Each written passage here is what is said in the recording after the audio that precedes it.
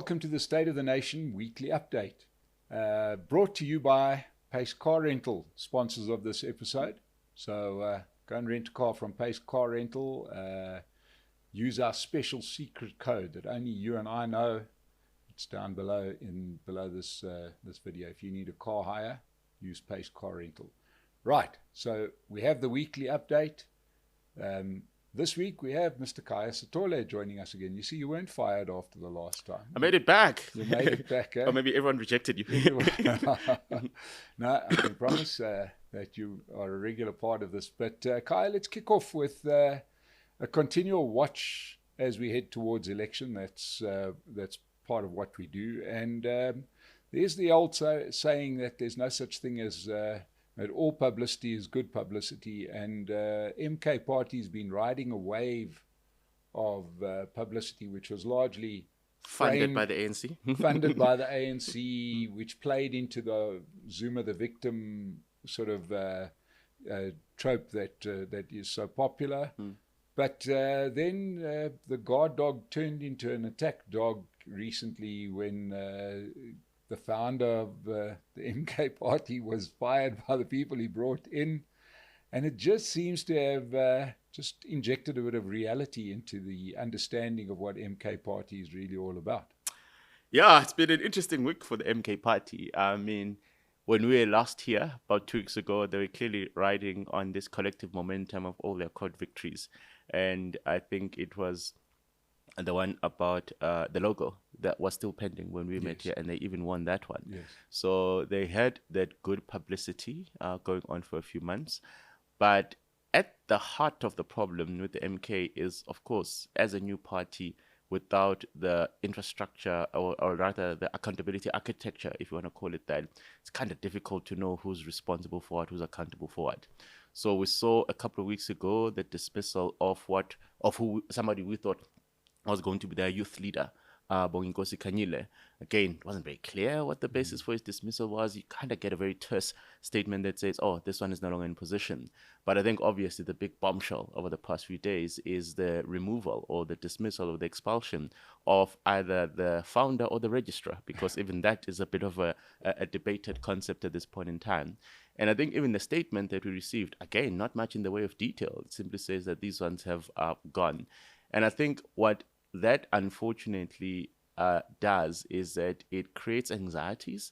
I think even amongst those who would like to support the MK Party to try and understand, okay, so what exactly is the master plan here? How are we managing our transition towards the elections? How are we capitalizing on this visibility and this momentum that has been created in order to get us across the line and deal with the internal questions of what exactly the structure of the party should look like away from the public arena? I don't think anyone can argue that they've benefited from this, because a lot of people are now asking very difficult questions about, well, there have been rumors and there have been people that have been saying, oh, actually it's a family project. And when you then sort of conduct yourself like this without at least articulating to the general public or even to those that you want to sympathize with you or even your prospective members, if you can't get them that sense of clarity that, oh, by the way, this is actually because we've identified the type of thing that is so egregious or the type of thing that we don't want the party to be associated with it, this is the basis for that. And of course, you must capitalize on that. If it turns out that Mike stole a rand or two and you want to say, as a new party, we absolutely do not want anyone who steals a rand or two to be associated with us, and this is why he has left, then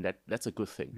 But to simply leave people hanging and say, oh, he's gone and yeah, let's move on, it kind of doesn't work. Yeah, and just to be clear, I didn't steal a rand or two. Maybe more dangerous if I use MK Party members would get sued.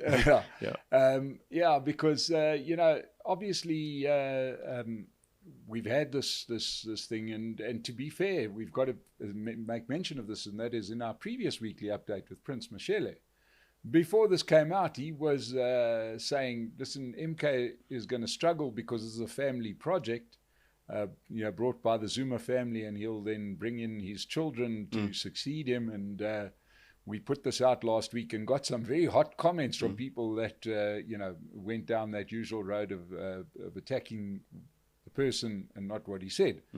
And lo and behold, just a few days later, it comes out in the press that it's starting to look like a family project, family and friends. And And of course, he used the same playbook to say, agent, that Kamala is working as an agent for the opposition, always an agent. He's obviously stuck in the Cold War, but maybe we get a return to the Cold War, so who knows. But at the same time, I don't think it was planned, because right now these things don't seem to be planned. The original Zuma nemesis, which was Thabo Mbeki, gets wheeled out by the ANC and goes on a walkabout in Soweto and gets widely received. Suddenly all his ills are forgotten, and he was the great leader. But it did seem to work, that some of the polls are showing a bump in support for the ANC, and everybody's looking at this as the ANC machinery finally kicking into gear. What do you think? Do you think this is the moment? So remember when we were last here, we spoke about how the ANC had undercapitalized on its great assets, which are obviously Balula and Mokonyane in particular, and their capacity to mobilize. But I think also what they have done in recent weeks is obviously Thabo Mbeki is a remarkably important figure within the ANC. Now, whether people outside the ANC share the same views about him is not as important to the ANC as the fact that ANC members still regard him as the ultimate statesman. So he's actually been on a multi-pronged, approach. So even this afternoon, there is a launch of another book that I might attend if I have time. And last week, there was another launch of his letters, which has been converted into a book. And obviously also his public engagements in Jabulani Mall. So he has obviously taken the view that, well, never mind how his personal relationship with ANC leaders has been since that fateful day in 2007 in Polokwane, he still thinks that South Africa's prospects are best served by an ANC being at the epicenter of government and governance, and that's why he has taken this particular view. And I think what interestingly lends a lot of credibility to what he does is that he's a person who hasn't been shy on calling out the ANC when he felt that it was gravitating in the wrong direction. So obviously the term that you'll find on Twitter is people will call that flip-flopping and inconsistency. But I think when he then says, well, actually, when I thought they were doing something wrong, I said it out. And right now there's an election and I'm looking at the permutations, and I still think that based on what South Africa has done in the past 30 years and based on what South Africa still needs to do, I think this is the party that best represents the prospects of the nation at large. So he can lend legitimacy to his own utterances by the fact that people cannot say, well, you're just part of the ANC furniture, you've never seen anything wrong with him. He can actually put out the playbook and say, well, look at what I said when they did that, look at what I said when they did that. So I'm not a person who willy-nilly just buys into the message. I challenge it when I need to, but ahead of this particular general election, I've taken the view that based on everything that I've seen, I still think this is the party that best represents it, and that's how they should be playing it, and that's how he should obviously be positioning himself. We've also seen the president himself, the current president, trying to get a bit more visibility out there. So he's obviously been doing a lot of the groundwork. I think he's probably remarkably exhausted, the different trips he's had to take across the country. But I think also this week they launched what is ANC Connect, which seems to obviously bridge the digital gap, or the digital gap that one might say they've had, in that you haven't been able to see them amplifying that message that says, oh, here are the clips that explain why you must vote for us. And in the age that we live in, you cannot afford to sit out that particular conversation. And I think they are finally moving at a better pace, at a better speed than they were a couple of weeks ago. And of course, we know that the ANC, it's like Real Madrid. Once they decide that they're going to do this, they're going to execute, and everyone will be a bystander. Yeah, it's very, nobody has the machinery that they have. In actual fact, to go back to Thabo Mbeki's utterances on the campaign trail for the ANC, if you just listen to the speeches, they sound like they're being delivered by the opposition party.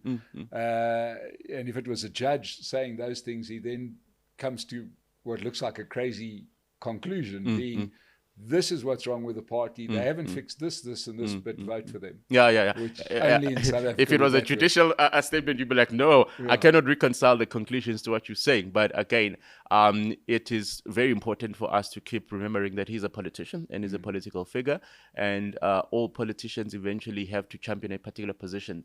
I think you'll see even some of the individuals that you'd have thought, well, based on what they've said historically, you kind of expect them to gravitate in a particular direction, and then you reach a different conclusion. I think Bongani Baloyi is an interesting one in that when they launched bits of their manifesto, I don't know, call it a full manifesto, yesterday, they're like, yes, actually, the constitutional democracy, probably not the way to go. They want to return to, Parliament being the supreme authority. You're like, wait, hold on. Having been part of a system that has worked in the way it's worked in the past 30 years, having been in a leadership position, how are you reaching the conclusion that we need to gravitate back to a system that we all agreed was problematic and dangerous, in the sense that politicians who cannot be held accountable are politicians that will eventually decide that actually this is the one thing they want to do and it doesn't matter what anyone thinks, and that's dangerous territory. Yeah. So that's just one example of, sometimes the sum of what we've heard, the sum of utterances and the conclusions are so completely different. You're like, and the only reconciling reconciling instrument is that it's a politician. Yeah. I lived half my life under parliamentary democracy. It's not a good idea. 50% plus one, and suddenly you're making all the laws, not just the rules. You're not just doing. You can literally do whatever you like as long as you got the majority in parliament. And we saw where the National Party got to in that situation. The old South Africa was a parliamentary democracy, and they could do pretty much anything they liked, and they did. Yeah. Because that's pretty hard. It's tantalizing to have that much power and to decide, well, you know what, I think we should just introduce apartheid or do whatever you like, and let's have a quick vote. I've got the numbers. So very dangerous territory, because right now, we're seeing a few of these parties. In fact, they're coming out similarly with two statements. One is parliamentary democracy as opposed to a constitutional democracy. Just so people understand, and correct me if I'm wrong, a parliamentary democracy, the parliament has all the power. A constitutional democracy, read with the Bill of Rights, the individual has rights. In the other one, you can't really contest the decision that's made. Yeah. And I think obviously the important distinction there is that the Constitution is the one that tries to bind together the balancing and competing interests of a remarkably diverse society. So when it then says, well, actually, everybody's got the right to healthcare, for example. Look, if I was running a healthcare company, I wanted to make money out of it, I'd be like, no, why should it be free access? People must pay. Yeah. So what the Constitution does is that it strikes a balance between the interests of citizens at large. And what we now have is a system that says, yes, of course, parliamentarians and public representatives are free to make laws, but those laws must then be tested against what binds us together as the nation, which is the Constitution itself. So if you pass a law that is so completely at odds with what the Constitution promised all of us, then that law must be interrogated, and then you must be able to explain why you felt that that law was not a violation or was in line with this particular Constitution. That's where we are now. So obviously in the alternative, then there is no reference point. As soon as 201 hands are raised in Parliament, then that's what we're stuck with. And no one can say, actually, I do not think that this balances the various interests of different elements of society, because even though this population might be a minority, this type of law has the capacity of eroding whatever exists of their own rights. And I think obviously that is the danger that one has to consider.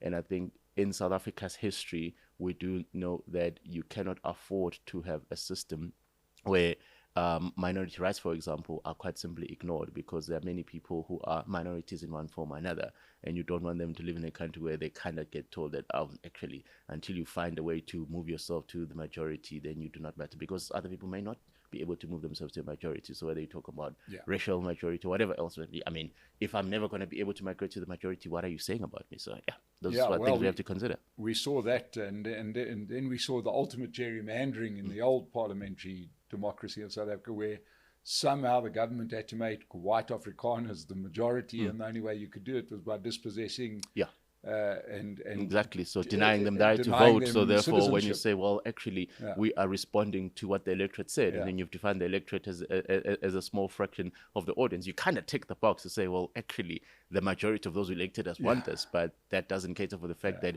you ignored the majority of the country by denying them access to the vote. And those are the dimensions that one has to explore if you actually even want to explore this conversation about what type of system should we have. But I think the one that we signed up for in 1993, interim constitution, and 1996 final constitution, probably represents the best outcome. Probably does. And I think we've got to just beware, because there's two there's two parts to this that I see, or two instances where I see this as being really dangerous. One is that it's being sold as a return to traditionalism. There's an elevated role for the kings, the royal family, which various royal families, which are very easy to buy off. We've seen that buying off process over the last 30 years. So they just sit there nodding in approval as they drive another new Range Rover. It reminds, so they'll say, well, you know, we're not Roman nor Dutch. Let's not have this law. We'll decide what the law is because we're African. The other similar cases where people say, well, people need land. Let's expropriate land, but the mechanism they use is to take away property rights, which is it sounds similar, but the implications are dramatically different. Much like parliamentary democracy sounds the same as a constitutional democracy, because they both have the word democracy in them, but they're not. Vladimir Putin runs a parliamentary democracy. That's why he can invade another country without fear of anybody standing up saying this is against our constitution. So beware when people offer parliamentary democracy; it can be quite dangerous. So here we are, a couple of another week closer to elections. ANC seem to be having a bounce and settling somewhere in the mid-40s at the moment in the polls. That starts giving them a few more options. There is the options of going with the entrepreneurial parties. One would imagine that they'll be able to scrape 5% from, I don't know, Patricia de Lille, Bantu Holomisa, the usual suspects. Two bad examples. I think they're probably not going to get much out of this election, unfortunately. But there'll be others. Yeah. I mean, the IFP in particular, I think they'll be a significant role player in this election. And there's also obviously the question of whether any of the new parties have done enough to be able to launch a really credible, campaign out there and be able to marshal a significant enough number of votes for them to become role players in future conversations. What do you make of those new parties that, you get the feeling, and I've interviewed many of them, and some of them have really have created impressive parties and machinery. But I'd just like to close off by talking about, we've got a couple of parties that I think people battle to get the distinction between them. Rise Mzansi, Build One South Africa, Action SA. And basically they all look like DA parties, but in different colors. Right? Yeah, it doesn't help that two of those parties essentially can be positioned as DA breakaway parties. Sure. Obviously, Rise Mzansi is a completely new one, but I think funded by the same people. Really. We need to see all of those disclosures. And I think, yes, so far we've only seen the funding from the Oppenheimers relating to Rise Mzansi. We haven't seen the funding from Michiel Leroux, which is obviously a significant contributor to the DA purse in particular. But I think the interesting thing is that what one is trying to understand is whether voters do regard these as, standalone autonomous parties that are not simply trying to replicate the model we've seen in the ANC, where breakaway parties say, well, we kind of like what was happening there, but we kind of didn't like how we were treated, so therefore let us just do it on our own. And why it will be important for these parties to essentially make sure that their identities are not seen as DA proxies is that a lot of people who feel that the DA does not represent the solution to South Africa's problems are not going to go for parties that they regard as DA proxies. Yeah. And I think obviously Herman Mashaba has spent a couple of years really trying to create that particular distance and that particular gulf. Whether he succeeded, I'm not particularly sure. And I think obviously the litmus test will be, do people actually believe in the legitimacy of the message on a standalone basis? And some of the fights that you see between the DA and some of these parties may indeed be trying to actually emphasize that message that we are not them. Yeah. So sometimes I look at this, I'm like, is this actually a genuine fight, or is this like simply a matter of let us keep reminding people how different we are so that people do not wake up and say, well, actually you're just a proxy of those, because these parties cannot afford to be seen as proxies of the DA. And one must just bear in mind that those parties that broke away from the ANC went to particular enclaves. Bantu Holomisa, when he broke away from the ANC, just focused on the Eastern Cape. MK just focusing on Zulus. Julius Malema really just focusing on the north of the country and working from that base. hard to see what the base is for those new parties that broke away from the DA or are. Yeah, some might say that maybe their focus is on the black middle class, but that isn't a very strong constituency given how dire economic prospects have been in the past 20 to 30 years. Yeah, so I think obviously for a lot of them, what they've tried to do is really position themselves as, all-inclusive, just quite open-ended. So they've avoided some of the more polarizing positions that one might take. For example, if you look at, the Freedom Front Plus, you can kind of feel that there are people like myself that it absolutely would never appeal to because of the way it crafts its message. So what these parties have been trying to do is trying to say we are appealing to a much broader constituency. And that obviously has its own limitations, because when you've got limited resources, you kind of need to decide, well, are we better served by saying in our first national election, for example, we're targeting that audience, we're going as deep as we can in order to actually generate that electoral outcome that enables us to then fund our next project. And I think what the EFF did in 2013, 2014 was to simply say, let us identify a part of South African citizens that are so disaffected by the status quo, they become our primary base. And then going forward, they've been trying to obviously be a bit more, cast the net wider. So I think when you see their performance in KZN in 2021, for example, that indicated that they're sort of now trying to spread their tentacles much wider across the country. It's not always an easy process. It is remarkably expensive to do so. And I think it takes time for parties to sort of infiltrate society in the same way that the ANC took 100 years to do. Yeah. Well, there you go, ladies and gentlemen. There's the update for this week as we now head into election month. It's all about elections, and we're going to see you again in our next weekly update. To Khaya, thank you so much for joining us. To everybody, like and subscribe and support Pace Car Rental. Thank you so much.